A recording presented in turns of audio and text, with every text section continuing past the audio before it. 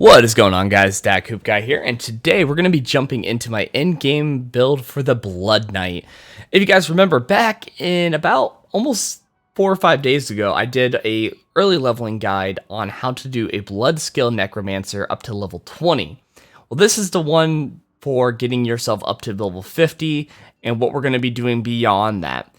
I gotta say, since I've done that level 20 guide, this build has only gotten stronger and better as time has gone on. A lot of the other builds out there got nerfed or got changed or ended up just not being as good. However, this build stayed consistently one of my best builds I've done. And on top of it, it's getting even better as the patches have been going on with some of the adjustments to some of the abilities that you pick up later on. So without further ado, we're going to jump into the talent tree and look at some of the combinations. A lot of it's going to be a repeat of some of the stuff that we talked about in the previous video, but I just want to give a rundown for any of the newcomers that are looking at trying to try out this class build. So first off, you're going to want to do Hemorrhage. This gives us a chance to get additional healing with the blood orbs that it can spawn. And then from there, you're going to want to get the Enhanced version, which has a chance to also give you additional essence per enemy hit, and makes it to where we can get ourselves fortified, allowing us to slowly build up our fortified meter and make it to where we have reduced amount of damage.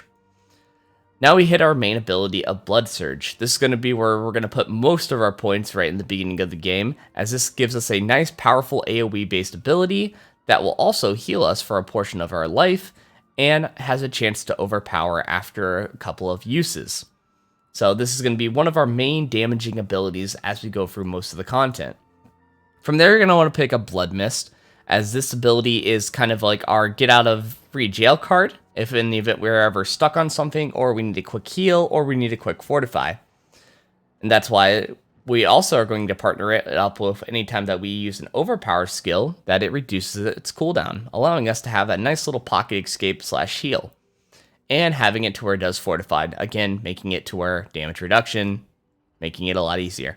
We're actually going to not pick up Corpse Explosion. We're going to be picking that up at a later time. Same thing with this. We'll skip all that. And we're going to actually get into the perks here. Gruesome Mending. Gruesome Mending is actually a really great ability, as it gives you additional healing if you're below 50% life. This partners up really well with all the hemorrhage healing orbs that drop down, because they only heal for 15%, but having it to where we have this perk completely maxed out makes it to where we get an additional almost 5%. In addition to that, we also have it to where they have Concealed Blood, which makes it to where all of our blood skills deal a flat 18% more damage. More damage, the better. On top of that, we have Tides of Blood. This is one of the key skills that is required for this build, as it gives it not only 15% more damage to our overpowered ability, but while we are healthy, it doubles that effect. And then lastly, I picked up Drained Vitality, as it gives us more chance to get fortified, making it to where we take less damage, making it to where we can stay healthy to get more of those overpowered abilities. Now, from there, we're going to jump over to Blood Wave. Blood Wave is an ability that got buffed pretty well in the last patch, and makes it to where it's a very powerful ability. It basically is this giant wave that hits enemies, and it provides a knockback. In addition to that, when you upgrade it, it provides a slow, and on top of that, drops blood orbs. This is a key ability that you will be using in boss fights. As boss fights have a limited amount of health potions that it drops on the ground, this provides you with a way of constantly having different ways of healing to keeping yourself healthy in those long-winded boss fights. Now from there, your final perk ability that you're going to want to pick is going to be Rathma's Vigor. This increases your life by 10%. On top of it, whenever we are in the state of being healthy, basically above 80% life, we have a chance to slowly, over 15 seconds, build up a stacking buff that at 15 makes it to whatever our next blood skill is, overpowers. And you might be saying, well, you're probably just going to use that with Blood Surge. No, you're actually going to use it with Blood Mist. See, Blood Mist doesn't do much damage by itself, but when partnered up with Overpowered, it does crazy amounts of damage, and it's not just the first tick, it's every tick of the duration of the spell. So basically, it's ticking multiple different times, and each tick is doing overpowered damage, basically melting bosses' health bars. I was able to do the final boss with just running around using this ability every 20 seconds, doing crazy amounts of damage, destroying that health bar. So, very powerful combination that I see probably getting nerfed later on down the line, but as of right now, there's been 2 patches and they haven't nerfed it. Now that we've completed all of the main core abilities of this build, let's talk about some of these other side ones that I picked up. We have Golem Mastery.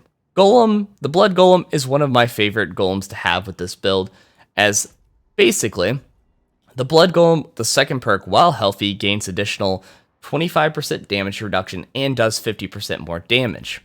When partnered that up with the skill that I showed down here, where it increases its damage and life, makes it to where this thing is a tanky monster that just does large amounts of damage, and just sits there and also takes some of the hits for you, providing you a lot of breathing room just in case if you need to kind of run around for a little bit, trying to collect some health potions, maybe trying to pop some of your hemorrhages to get some health spots. Just overall, a really nice thing to have with having this golem being very powerful. As for the other minions, I got rid of them. Basically, the flat damage reduction was just so good having this active. Basically, only with the Blood Golem active, it's only like a 16% damage reduction, but it's still 16%, which is pretty high. And when partnered up with us sacrificing our Skeletal Warriors, we have already a 15% of non-physical resistance. So just overall, really goes well together. Now, from there, we're also, since we're getting rid of our mages and our warriors, we're going to have it to where it has an additional 60% bonus to that sacrifice. Now, we're not really caring about the warriors so much. We're caring about the mages one, because the mages one makes it to where your overpower damage is increased by 40%, but having it have that extra percent, we're already talking about 60% more damage on our overpower, which overpower is already a really strong ability. So just making it to where we do even more nutso damage. Now from there, I'm also looking at still getting more damage negation here. So making it to where I deal 6% more damage while they're in my face, but they deal 9% less damage to me. Just making it to where it's a little bit more survivable when somebody is chasing after me. And that's also when we start to pick up Corpse Explosion at the end. This is one of your ending sort of abilities that you want to pick up. And the reason for that is this build will mostly hold itself together, but this is where we start to get into the point where we're starting to fall off on damage compared to other builds. We have high amount of survivability. Survivability is no longer an issue, but we also don't want boss fights and certain fights to take like an hour and a half to happen. So that's where Corpse Explosion is very good, as it helps out with taking care of some of these pesky enemies and sort of mob packs that are kind of bothering us along the journey. This makes it to where it's a very powerful AoE based spell, increases its range, and then after that we make it to where they're vulnerable, and then we do a Blood Surge, or we can do a Blood Beast with the Rathma combo. Basically clearing out any enemies or any big threats out of the way, and while providing multiple damage sources for AoE. But that's like kind of a long-winded look at the talent trees. Let's actually dive into the combat and show you it in action. So here we have it. I found a nice little cellar for us to be able to try out all of our different things here. So we're going to go ahead and charge into here. We're going to show you the Blood Mist combination here. So as you can see, I'm just one-shotting everything with this powerful ability. Pop some of this. Do a Blood Wave.